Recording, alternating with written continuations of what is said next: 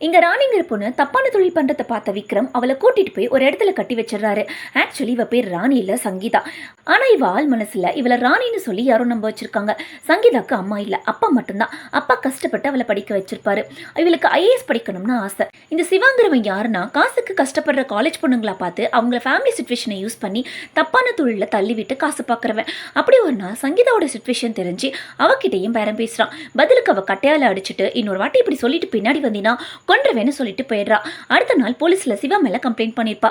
அங்கதான் Vikrama first time meet பண்ணிருப்பா. கொஞ்ச நேரத்திலேயே சிவா வந்து தொழிலுக்கு வா இல்லைன்னா உன் அப்பாவை கொண்டுவேன்னு மிரட்டிட்டு போறான். அவனால பாதிக்கப்பட்ட ஒரு பொண்ணு அங்க வந்து சங்கீதா கிட்ட எல்லாத்தையும் சொல்றா. அப்ப விக்ரமும் உன் கேஸ் எல்லாம் எடுக்க மாட்டாங்க, எப்படியாச்சும் தப்பிச்சு போன்னு சொல்றாரு. ஏன்னா சிவா உங்களுக்கு காசு கொடுத்து கரெக்ட் பண்ணிட்டான்னு சொல்றாரு. இவனால 200 பொண்ணுங்களுக்கு மேல இப்படி தப்பான தொழில் பாக்குறோம், அவன் சொல்றதை கேட்கலன்னா கொண்டுடுவேன்னு மிரட்டான்னு சொல்ல சங்கீதா அதுல ஒரு பொண்ணு மாதிரி போய் என்ன ஃபோர்ஸ் பண்ணி இந்த தொழிலை பார்க்க சொல்றான்னு சொல்லி சிவாவை பிரஸ் வர வச்சு கையும் களவுமா மாட்டி விட்டுருப்பா. இதனால சிவாக்கு 5 வருஷம் ஜெயில் கிடைச்சிருச்சு. இதெல்லாம் சொல்லியும் சங்கீதா எதையுமே நம்பல. அவ ஞாபகத்துல சிவாவும் டாக்டர் மட்டும்தான் இருக்காங்க.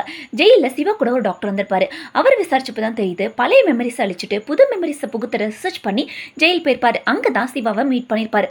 2 பேரும் பிளான் பண்ணி வெளியில வந்ததும் சங்கீதா தலையில அடிச்சு அவளை மயக்கமாக்கி அவளுக்கு மாஸ்டர் மறக்க வச்சு ராணிங்கிற கேரக்டரை புகுத்திருக்காங்க.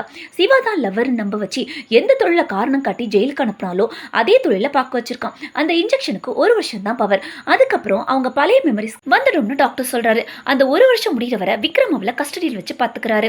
1 வருஷம் முடிஞ்சதும் பழைய நினைவுகள் வந்து ராணி கேரக்டர் மறந்து போயிடுறா. அவகிட்ட நடந்த எல்லா விஷயத்தையும் விக்ரம் சொல்லிடுறாரு. உண்மை தெரிஞ்சதும் சிவாவுக்குள்ள துப்பாக்கியோட போறா.